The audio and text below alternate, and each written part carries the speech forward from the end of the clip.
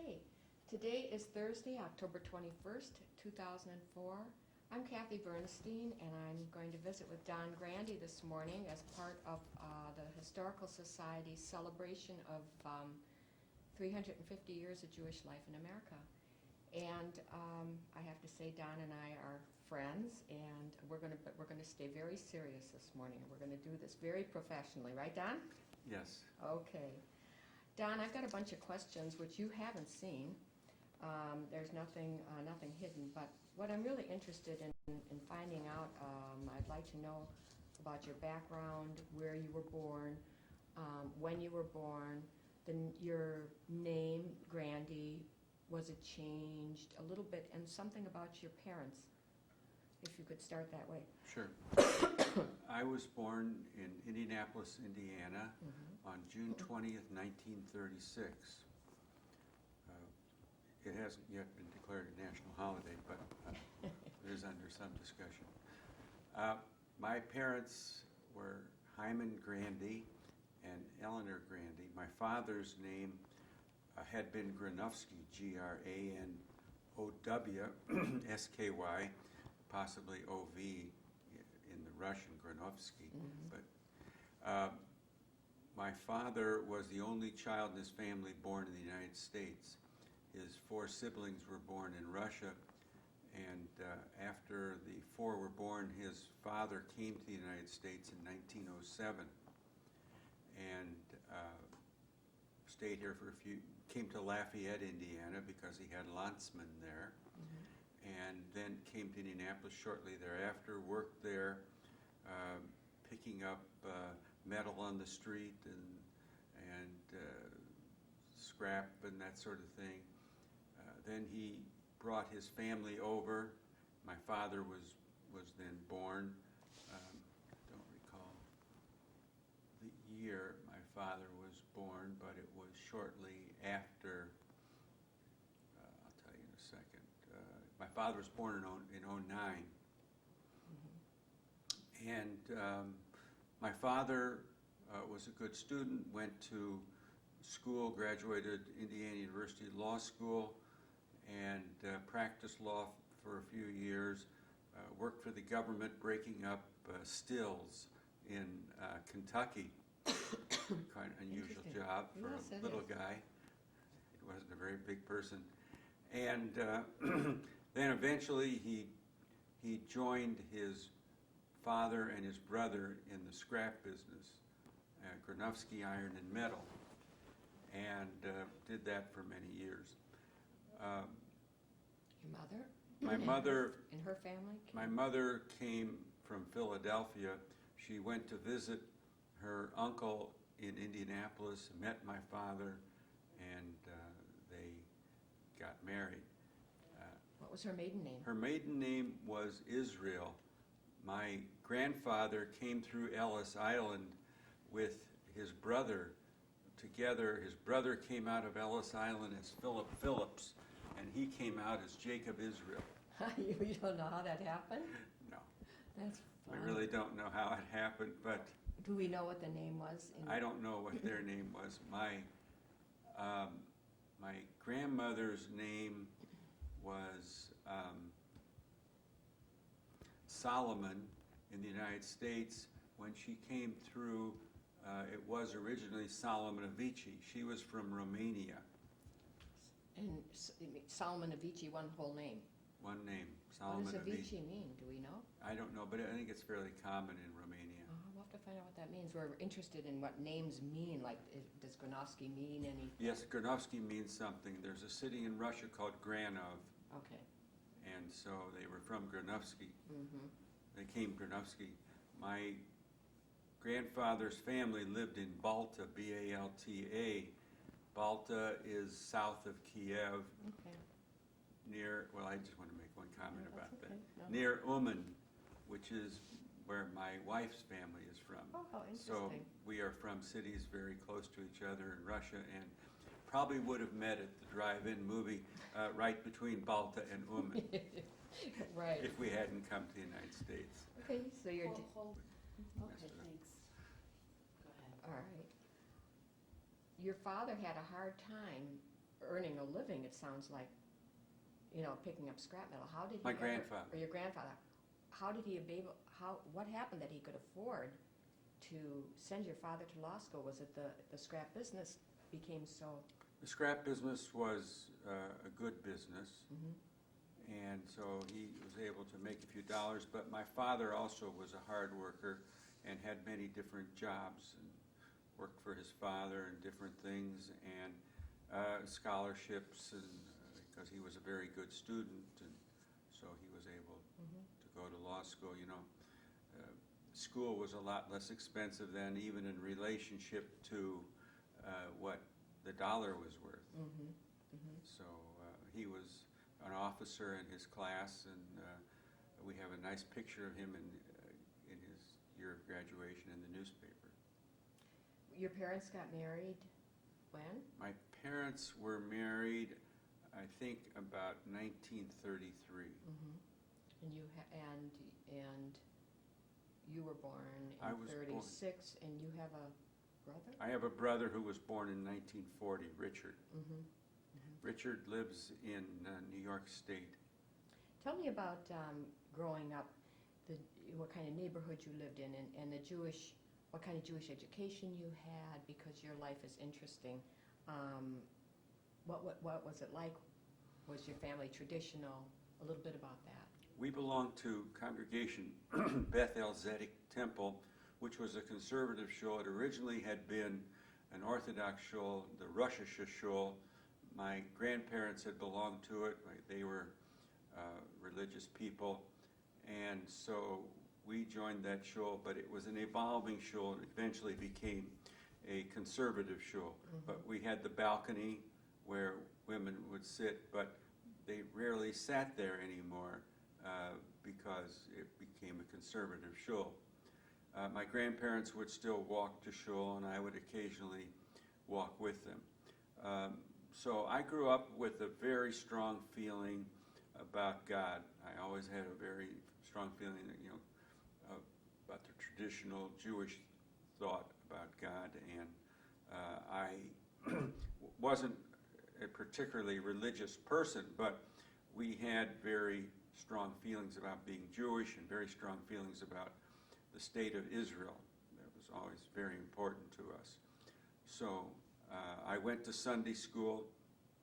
I went to Hebrew school 4 days a week after regular school in a different location. We had to go to a different place to go to Cheder, to go to Hebrew school.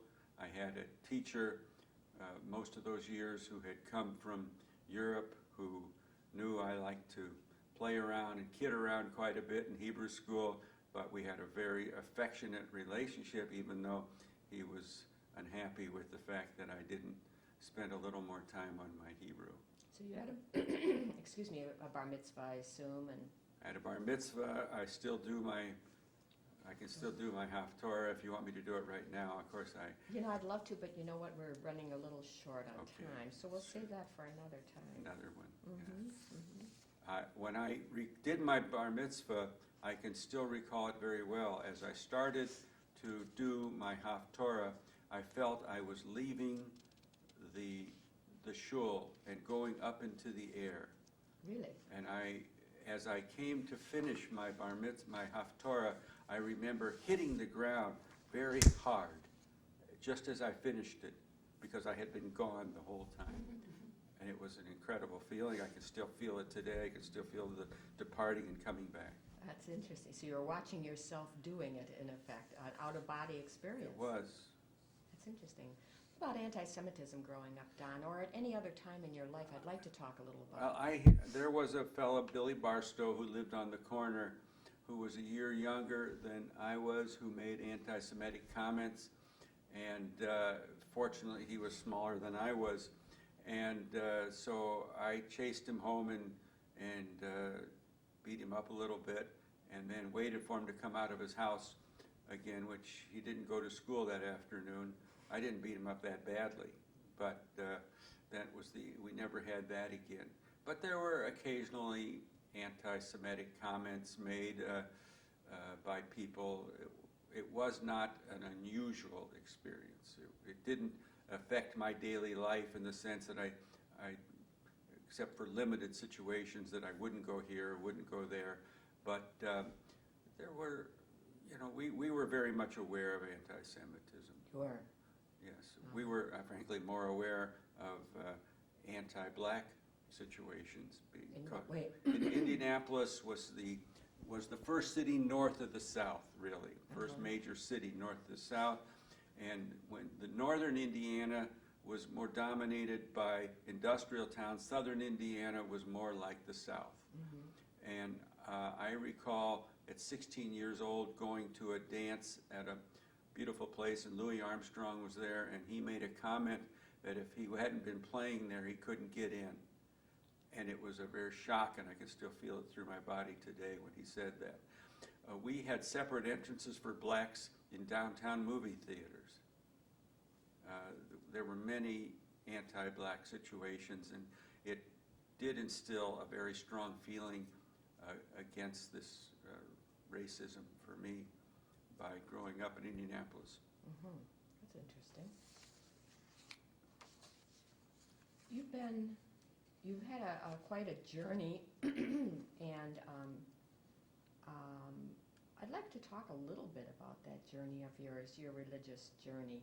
When you and Barbara, let's talk about you and Barbara and how you met. We have to do that. Barbara and I met in college. We were fixed up by a very strong mutual good friend of ours, and I went to Barbara's dorm to meet her, and when she walked out of the elevator, I had been talking to my friend who was fixing us up.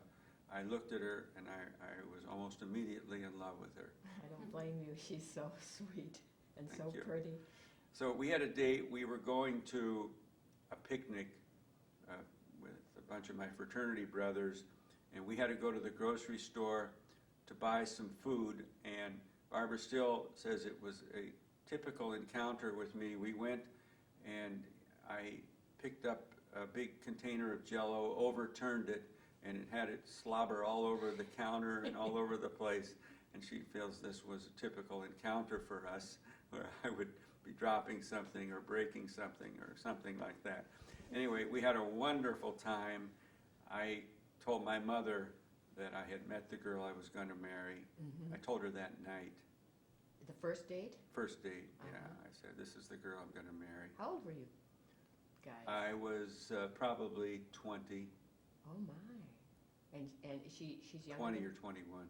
And Barbara was Barbara the same age? came to college early. She was 17 when she came to college. She had skipped grades and so forth. She was always an outstanding, she was always a straight A student practically in college and in her master's program. And so we dated for a few years, and I was a little less mature than Barbara, and I couldn't quite decide and what I was going to do. And Barbara said to me, we met in Chicago, and she said to me, this is after graduation, we're either going to get married or I'm never going to see you again. I said, let's get married. And? We got married Like right a year later. Oh, a year later. So you Yeah, went well, we together set the a long date time. and so forth. You went together a long time. Went together a long time. And from that marriage, you have 3 wonderful children. We have 3 kids. We got married, and we lived in Indianapolis. And what did you do? Were you through with your studies? I was an accountant. I hadn't gone to law school. I went to law school later. And I worked as an accountant, and then, I had been in the Army for 6 months right before we got married. I got out of the Army, we got married 4 days later in Chicago. And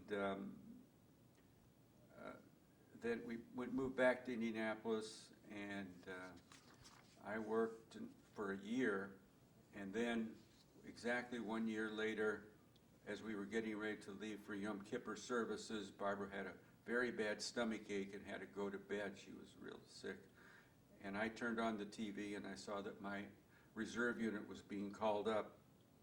And when was this? Because this was in September of 1961, because we were married in August of 60. And I was called up because of the Berlin Wall crisis, which I solved pretty quickly in 25 years when it came down. So we went to New Jersey to solve the Berlin Wall crisis, Yeah. where we had nothing to do for 9 months, and we had a great time. Mm-hmm. And then I came back, worked again, and then eventually went to law school in Bloomington, Indiana, where we'd gone to undergraduate school. Mm-hmm. After I graduated, we couldn't decide whether we were going to live. I went back to school because I wanted to specialize in taxation. I was a CPA and I wanted to get a law degree. And we couldn't decide we were going to live in Indianapolis or Chicago because we had parents in both. Mm-hmm. And I took a job with Ernst & Young, and they wanted me to go to Milwaukee. And I'd never been in Milwaukee in my life. And I called her and I said, honey, we're going to move to Milwaukee, I think. And she said, Don, it's expensive. Phones were expensive then. Talk sense here. I said, honey, we are going to move to Milwaukee. So when did you arrive? So a week later, we flew up here with Barbara's mother taking care of our baby, and to see the city and to decide definitely. And so we moved here in September of 1966, right before the holidays. We tried to go to different synagogues. We were turned down by most of them. Congregation Sinai allowed us to come without a ticket? Without a ticket. And I still remember the Tooley's family handed me their prayer book, and that was really the first Jewish name practically that I had ever seen in Milwaukee. And they were sitting right down the row from us. Uh-huh. So you belonged to Sinai? Did No, you, no. Where did you live when you moved We here? moved here, and we lived on Mohawk, right south of Bayshore. In one of the apartments? One of those apartments there, right a block or so from Port Washington Road. Right. And I worked for Arthur Young, eventually now Ernst & Young, but and in the Marine Plaza downtown. And I was the first Jewish person hired by the firm in Milwaukee. I had anti-Semitism. I had tried to get a job with a big firm, a national firm, when I lived in Indianapolis. And the managing partner of one of the other firms said to me, Don, I could hire you in Chicago or New York, but I can't hire you in Indianapolis. Something. And today, of course, it's not that way, but No.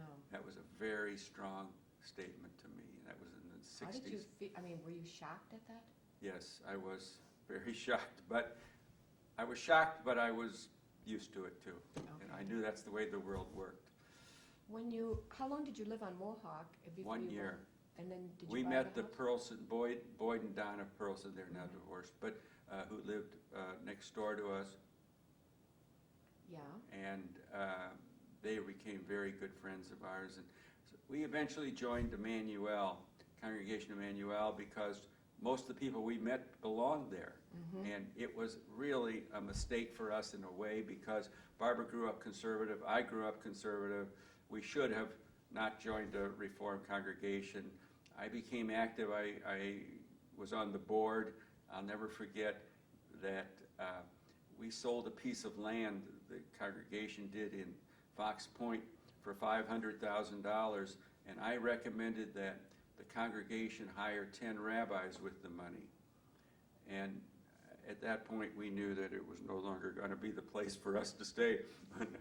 Saw the reaction to that concept. What piece of land was that? Did that It was happen? near Sinai, right near Congregation Sinai. Uh-huh. Was that where the porticos ended up being? I don't know exactly Because what's someone there. told me that that they had sold a piece of land and so when they had all of that problem with the satellite Emmanuel, if they would have held on to that land, they could have not, It could have been true. Yeah, I don't think so. recall exactly. I just know it was near Sinai. Uh-huh. But Those were the days of Rabbi Weinberg. Dudley, What I did you felt very think of close him? to Dudley. I liked Dudley and Marion a great deal. Mm-hmm. We became close with Stanley Davids, who was the assistant rabbi. Stanley was unusual. He sent his child to Hillel. It was very unusual at that point for a Reformed person to send a child to Hillel Academy, much less a rabbi, Reformed rabbi. Right. Stanley started having classes that Barbara and I went to, and we became interested in learning more about being Jewish. We hadn't done that for many years. After we were into that for 6 or 9 months or something like that, maybe even a year, our friend down the street, Howard Karsh, and another friend down the street in Whitefish, we moved to Whitefish Bay Right. 1 year after we moved to Milwaukee.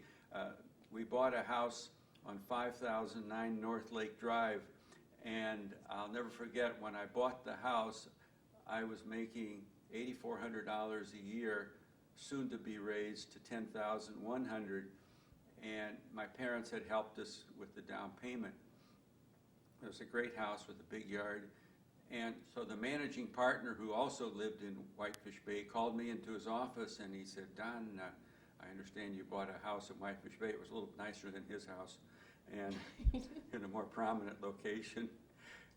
He said, "Are you sure you can afford this house?" You know, he was kind of like feeling me out here, and I said, "Sure, I'm sure I can," you know, and it was a conversation that we were friendly, but he was the managing partner and I was a first-year person, you know.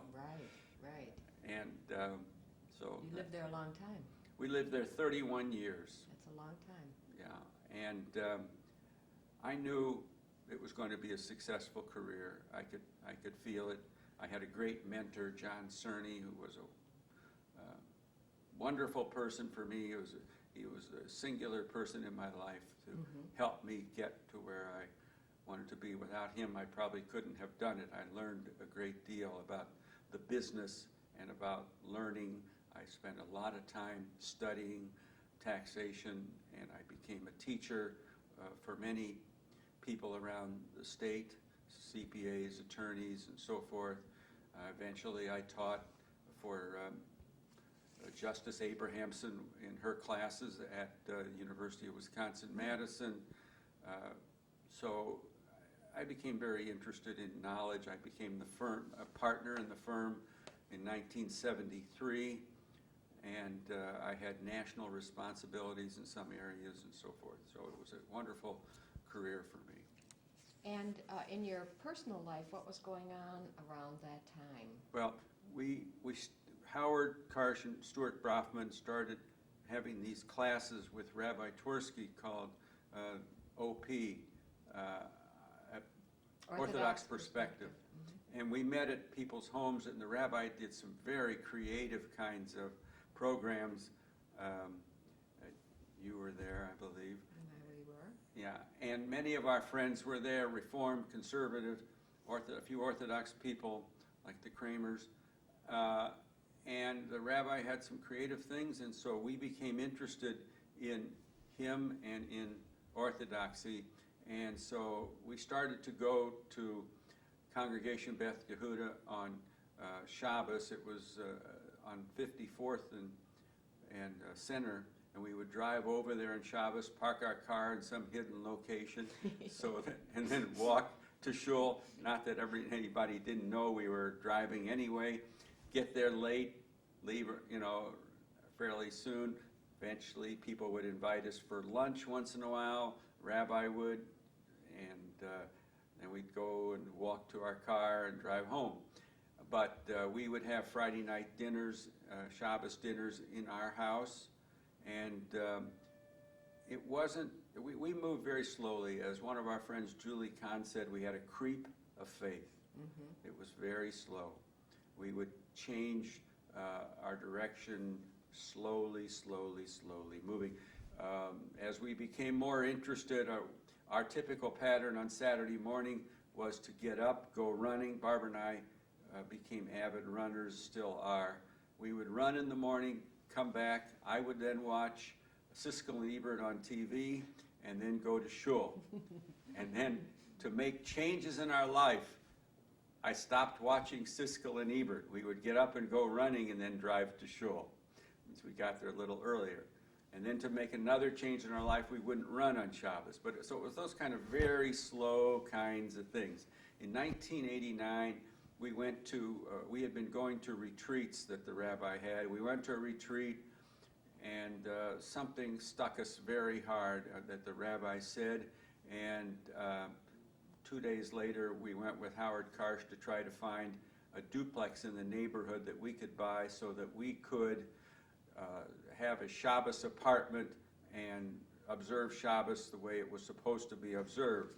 We bought an apartment, a duplex, and we started going there. So Friday afternoon, we would go to the apartment, and then Saturday night after Shabbos was over, we would go back to our home. We also stayed there for Yom Tovim.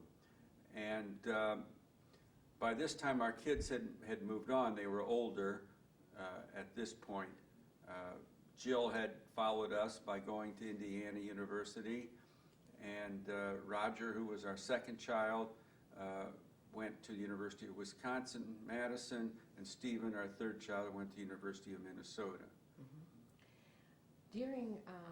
During this time of gradual change in your lives, you were active at Hillel. You were a president. I was president of Hillel. What other activities? And we can go back to Hillel in a minute. Shortly after we moved to Milwaukee, I think within a month or two, I came over to the Federation and I asked to see Mel Zaret. And I went into his office and I said, I'm new in town here, because I had done some solicitation in Indianapolis for the Federation there, but I was still young and not that active. And I said to Mel I wanted to become active in the Federation. It was a very important thing to me. I think he practically fell off his chair. He still says it was quite unusual. And so I did become active in the Federation. I eventually became assistant treasurer of the Federation. I decided that I didn't think I wanted to go further as an officer, but I was on the board. I would be on the board for 3 years, off a year, on for 3, off a year, and for many, many years. So I just came back on again. But I was active in other organizations. I was treasurer of Wisconsin Society for Jewish Learning. I was the first president of Wisconsin Institute for Torah Study. When they came to Milwaukee, they came over to our house. The Rabbi Tursky had sent them there, and because we lived on the east side, and I became active. I was the first president for many years. I was the president, and then I became president again many years later, and I'm treasurer now. Well, were you president when you were part of the whole planning of the renovation and all of that? Or? I was, but that was in one of my I wasn't president at that time. I see, You've been active in bonds? I buy bonds. You buy bonds. I buy bonds, but I've never been an officer of bonds. I'm sure there are more Jewish organizations I've been active in. What about non-Jewish? I don't know anything about your non-Jewish activities. I was very active in the Wisconsin Institute for CPAs. Okay. I'm not so active there now, but as I said, I was in charge of some of their state meetings. I was in charge of meetings in Green Bay and Door County, and I went to many of their programs. I taught for the American Bar Association.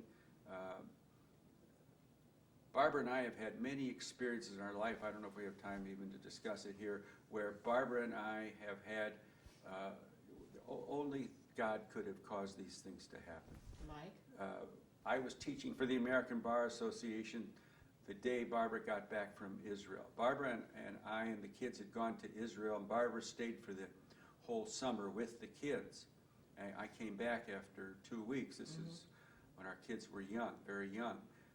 Barbara has a lot of family in Israel. Barbara's mother lived in Israel as a child. I didn't know that. And she was a classmate of Moshe Dayan in school. And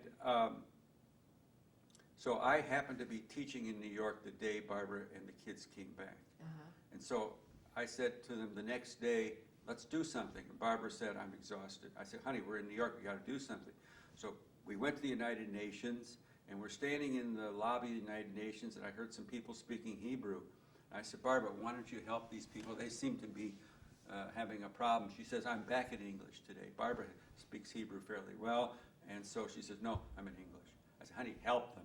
So she goes over to talk to them in Hebrew and so forth, and they asked where we're from and where they're from and so forth, so forth.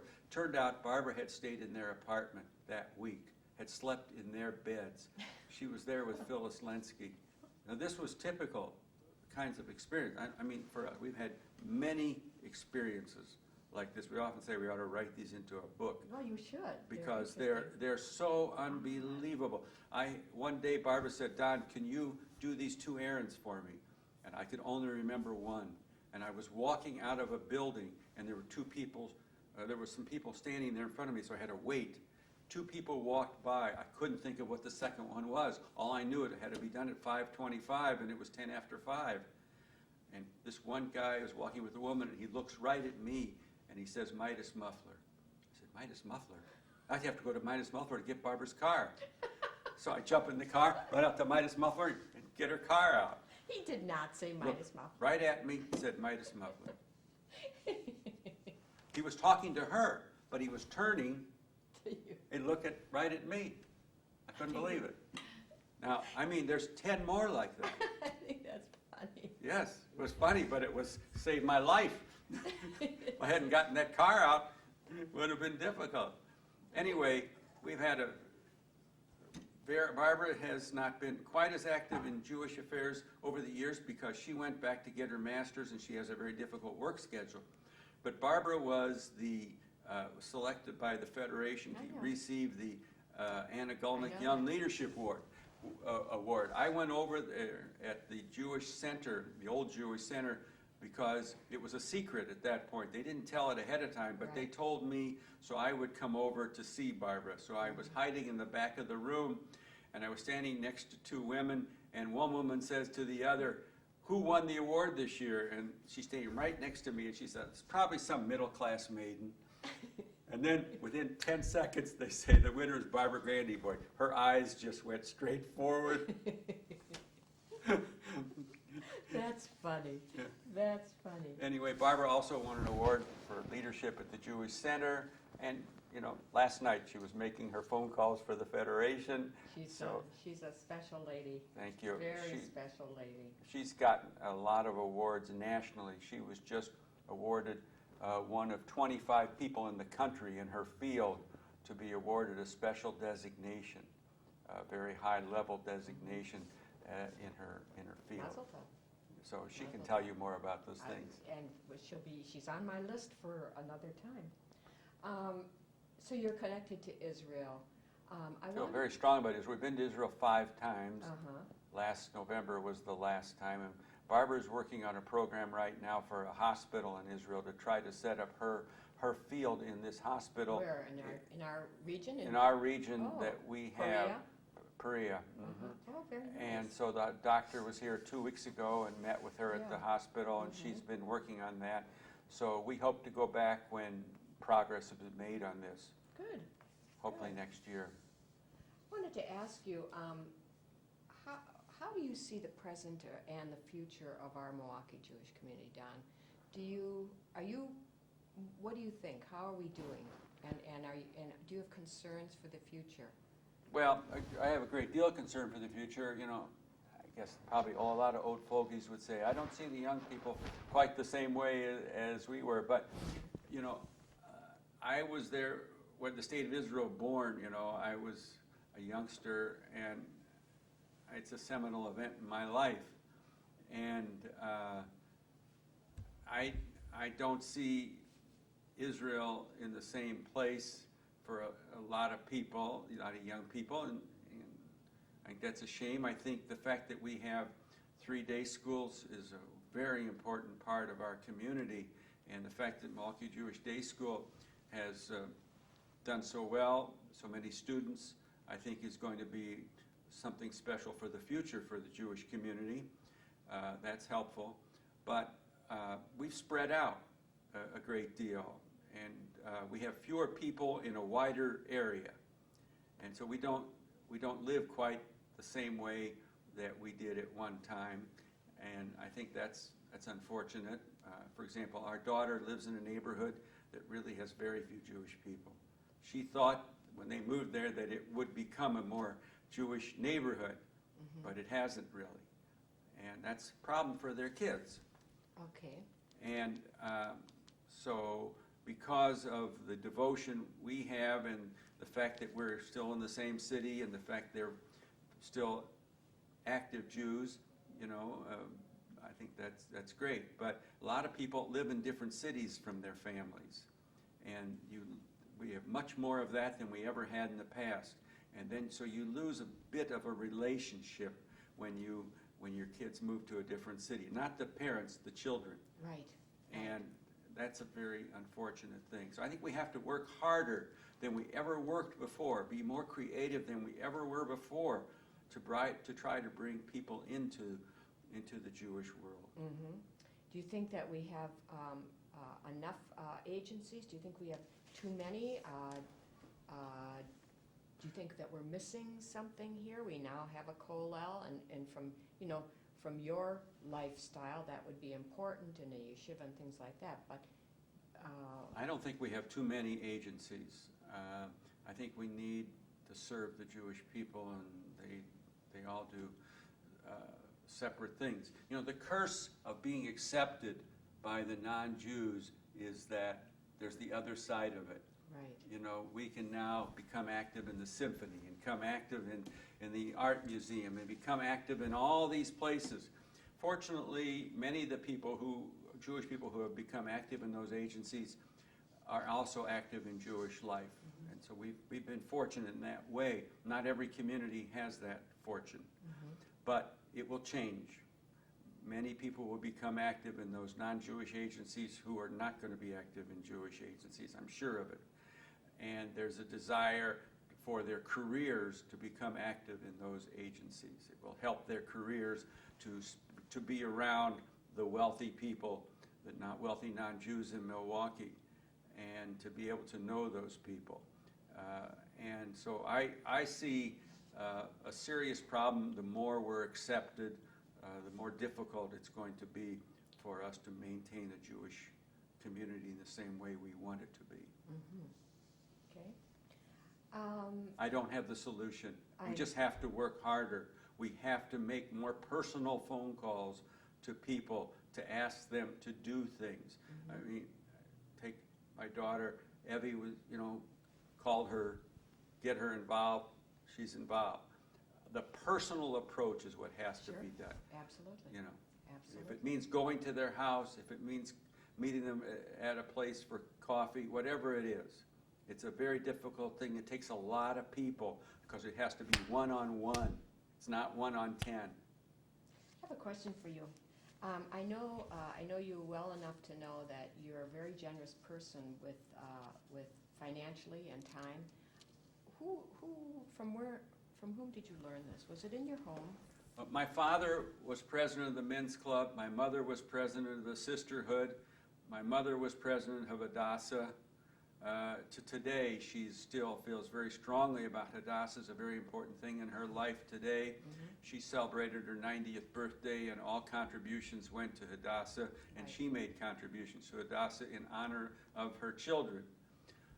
So I can recall seeing my mother's picture in the paper. I can recall my mother going to meetings, and it was a very important thing in our life, and so it meant a lot to me. What, when things haven't been perfect in your life, and what carried you through? How did you get from one thing to another? Is there a lesson that you learned, or? I wish I could explain it, but I have the ability to get upset. There's no question about that. But I have a tremendous ability to get through difficult times and to push ahead.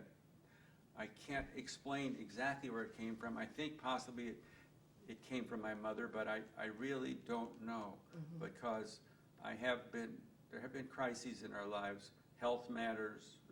There's been a number of issues that have been difficult in our life. I've been fortunate, overly fortunate, compared to most people.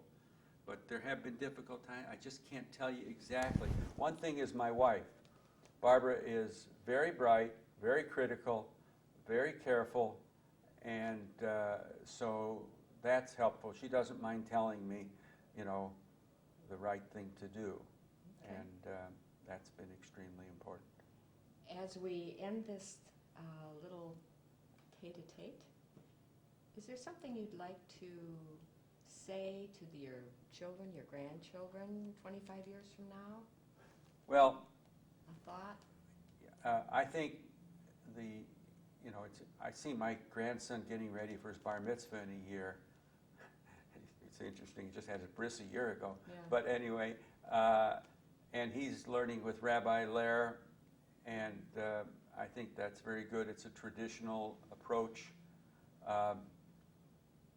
Being Jewish, being actively Jewish in your religion can help you a great deal. We have a problem, we go talk to the rabbi. He's very logical. You need a mentor, a Jewish mentor, to help you in life. And if you have that, you have a great deal. If you don't have Judaism in your life, then you don't have rules. If you don't have rules, then you can't determine whether you're really a moral person or not. We always tell clients in our business, if you don't have a specific goal for how much you want your portfolio to grow, then you will never know whether you're doing well or doing poor. You can't say I'm doing great when you don't have a standard. Mm-hmm. It's the same way in your life. If you don't have a standard in your life, then you really can't say how well you're doing. Thank you, Don. Thanks for coming in and sharing your thoughts with us. Thank you, Kathy. I appreciate the opportunity. The only thing I feel bad is I didn't get to talk about my children as much as I would like. Well, I love them very much. I know you do. Thanks, Don.